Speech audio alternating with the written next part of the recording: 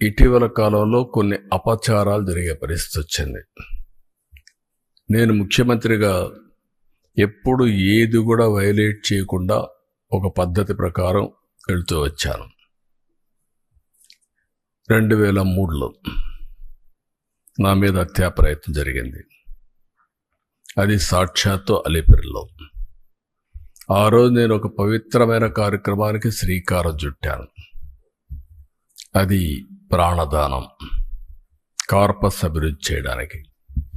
సిమ్స్లో ప్రారంభించి ఆ రోజే ఆనాటి చైర్మన్ టీటీడీ ఆదికేశులు గారు 1 కోటి రూపాయలు ఫస్ట్ విరాళం ఇస్తే దాన్ని అక్నాలెడ్జ్ చేసి అనౌన్స్ చేసి కొండపై పోయేటప్పుడు దగ్గర 23-24 క్లేమోర్ మైన్స్ నా మీద ప్రయోగించడం, కొన్ని క్లేమోర్ మైన్స్ వచ్చి నా కారు కొట్టడం.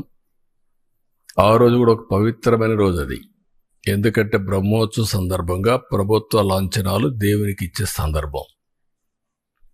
అక్కడి నుంచి మామూలుగా అయితే బతికే సమస్య లేదు. అది నాకు పునర్జన్మ.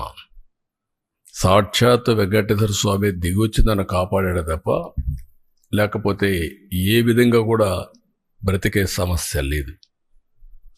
అలాంటివి చూసినప్పుడు దేవుడిని నమ్మకుండా ఉండలేము.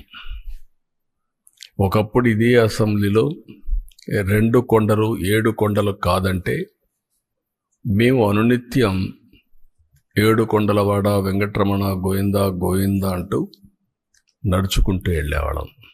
ఆ విషయం జ్ఞాపకం చేశాను. ఇది భక్తుల మనోభావాలు. భక్తుల మనోభావాలతో ఆడుకోవద్దండి అని చాలా స్పష్టంగా చెప్పాం. గడిచిన 5 సంవత్సరాలు వీళ్ళ ప్రవర్తన పరాకాష్ఠకెళ్ళింది. వీళ్ళ అధికారం ఉన్నప్పుడు రాముడి తల తీసేస్తే నేను అక్కడికి పోయి అడగడానికి, వాస్తవాలు చూడడానికి పోతే తిరిగి నా మీద కేసు పెట్టారు. అంతర్వేదిలో రథం తగలబడిపోతే అడిగితే కంతిరీగలు కాల్చాయి, అంతేగాని ఎవరికి సంబంధం లేదని. ఆంజనేయుడి తోక కట్ చేసి పగలగొడితే అడిగితే ఆ రోజున్న పాలకుల యొక్క గర్వం చూస్తే బొమ్మే కదా, ఏమైపోతుంది, మళ్ళీ ఇంకో బొమ్మ పెట్టుకోండి అని మాట్లాడారు. అదే మరి ఇవన్నీ జరుగుతూ ఉంటే చర్యలు తీసుకోకుండా తిరిగి మా పార్టీలపైనే బ్లేమ్ చేయడం మొదలుపెట్టారు. మేమే చేసి మేమే ఎన్ని బయట పెడుతున్న పరిస్థితికి వచ్చారు. తిరుమల ఈరోజు ఏదైతే చెప్పారో ఈరోజు వచ్చింది కాదు.